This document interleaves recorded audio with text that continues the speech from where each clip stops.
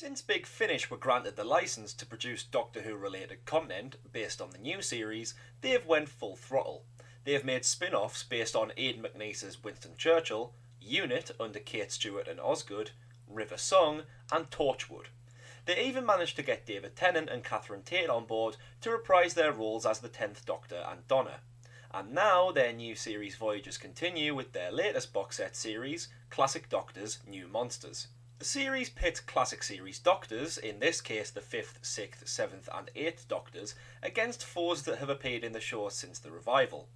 Here we see the Big Finish debuts of the Weeping Angels, the Judoon and the Sycorax, as well as the rather odd choice of bundling in the Sontarans, who everyone has said aren't a new monster. You fucker, they've been around since 1973. Oh no, but these are the new Sontarans. Massive difference. Anyway, that aside, let's delve into the set. The 5th Doctor story is called Fallen Angels and it's written by Phil Mulron, who has only written 2 stories for Big Finish in the past, and he's quite possibly the bravest Doctor Who writer to ever exist. He's written a story based on a monster that's effect is purely tailored to a visual medium. The way the angels work and their fear factor come from looking at them. So working them into a non-visual Doctor Who episode shouldn't work. And wouldn't you bloody believe it? It does. A newlywed couple on their honeymoon, Gabby and Joel, are zapped from 21st century Rome to 16th century Rome by a weeping angel.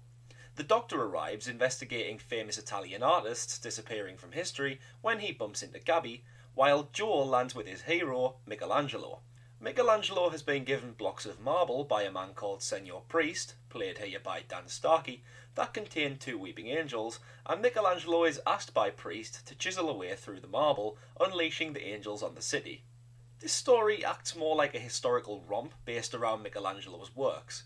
If you want the angels to be front and centre, then you'll be a tad disappointed as they're very much background characters in this one, but when they do appear, they're still very effective. The substitute for seeing the angels move around quickly is by having loud jumpy noises for when they move. In horror movies, I despise this tactic, as it's just like going, "Boo! Here's the scary bit. Are you scared? Boo!" But the simple fact is that sudden loud noises are irrationally frightening, and in the context of an audio drama, it really works with the angels. The plot isn't as clever as Blink, but it does fiddle around with the characters' timelines, and it's still quite clever, just not as clever. And there's a really humorous nod to one of the most famous lines from Blink, which had me chuckling. Overall, I went in thinking this was going to be the strongest of the set, but it ended up being a fun runaround story with a frantic pace. It doesn't feel anywhere near an hour long, and all of the supporting cast are excellent.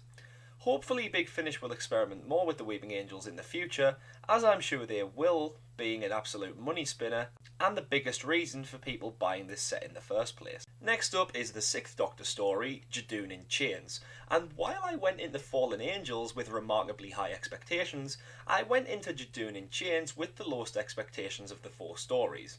I don't know why, I just find the Judoon to be the least interesting of the 4 monsters on display in this box set.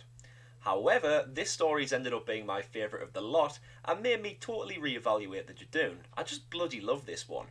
It's written by Simon Barnard and Paul Morris, who are rapidly becoming my favourite Big Finish writers. Seriously, listen to Aquitaine, it's fantastic. Here though, the Judoon used the H2O scoop to capture a 19th century English courtroom where there's a Judoon on trial for desertion and the Doctor is his lawyer. The trial jumps into the events for which the Judoon, named Captain Kaibo, is standing for. The Doctor lands on a Judoon ship and finds Kaibo under attack. He finds Kaibo to be really strange because he acts in a very civilised manner and is really well spoken and polite, unlike the other Judoon. Anyway, the Doctor helps Kaibo escape, where he crash lands in 19th century England, where he's picked up by a circus owner and used as a freak show act. There's some really great subtle humour between the circus performers, Kaibo and the Doctor. Barnard and Morris can do humorous, again check out Aquitaine, but it's really subtle and not the "hey everybody, this is the funny moment" that the new series does too bloody often. Kaibo's language assimilator was broken in the crash, yet he learns how to speak English and takes a liking to poetry. I'll leave the plot there as it thickens more, and the reasons for why Kaibo is different from the other Judoon is really rather clever. I just find the whole thing ingenious. It's only 60 minutes long like the rest of the set, but I think it crams in more story and character development than any of them. There's also some standout performances in the set in this story from Colin Baker, who just always owns it anyway, and Nicholas Pegg, who plays Mr. Gedge. Don't underestimate this one, it's marvellous. And now we come to our 7th Doctor story, Harvest of the Sycorax. If there's one monster from the new series that didn't really get their justice that I've wanted to, it's the Sycorax. I really liked them in the Christmas Invasion, but they've only had little cameos since, so I was excited going into this one. In the future, the Doctor finds that humanity has went bonkers and they all have silly names. The human race revolves around technology, like literally there's a scene where the companion of this story, Zanzibar Hashtag, and yes, that is her name, is attracted to another character, but they're sceptical because they haven't matched on their dating apps. Also, everyone's addicted to all kinds of medication. There's pretty much a cure for everything, and they even pay to give themselves designer diseases as a means of being hip and trendy. A little difficult to accept, but fuck it, it's Doctor Who. The Sycorax come in to invade, and that's really about it. They're actually rather toned down in this one, sadly. The humans have a space station called the Blood Bank, which has samples of most of the human race, so if the Sycorax get a hold of it, they'll have control over most of the population. The plot is really interesting to an extent, but about halfway through it starts to lose itself a bit. It's still entertaining though, just not what I expected from it. I was thinking it was going to be a bit of a serious affair when it's actually more of a light-hearted romp. The highlight of the story is the Sycorax getting a sample of the Doctor's blood and controlling him, but it sends him absolutely loopy, and McCoy's performance here makes his season 24 Doctor look like John Pertwee in Inferno. Zanzibar, despite her ridiculous name, is actually a pretty cool character, and I wouldn't mind seeing her appear as a companion at all. Overall, it's a decent, but a bit too fluffy affair for what I was wanting from it, which isn't the story's fault, I suppose. The final episode of the set is the 8th Doctor story, The Sontaran Ordeal, and to me it's easily the weakest of the bunch. In fact, I don't even think I like it at all. It does improve on the faults that the new series Sontarans have faced, like their dialogue is a lot more rigid and stern here compared to Strax's bad stand-up show, but overall I just wasn't that engaged with this one.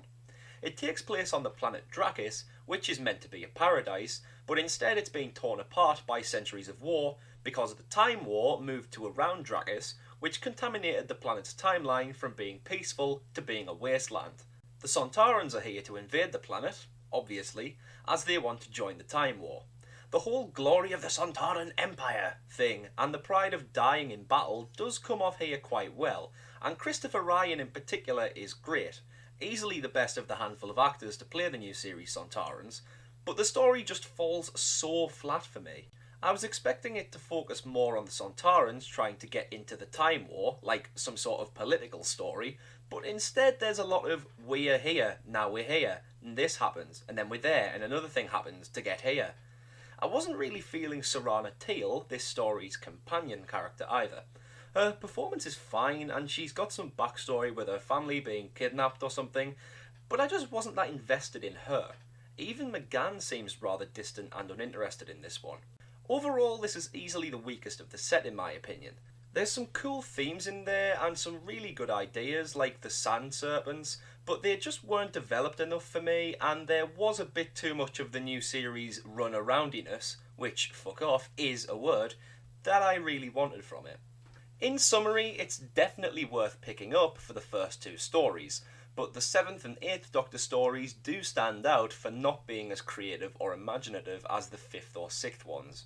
I don't usually do ratings and stuff, but I'd say that if I had to rate this, I'd give it a 7 out of 10. Or 3.5 stars, or something. I'm looking forward to future releases in this range, and hopefully they can do justice to some more of the new series monsters. The one I'm hoping for is the Vashta Narada in the style of Embrace the Darkness. Nick Briggs will be knocking at my door anytime now with that idea. Anytime. Soon?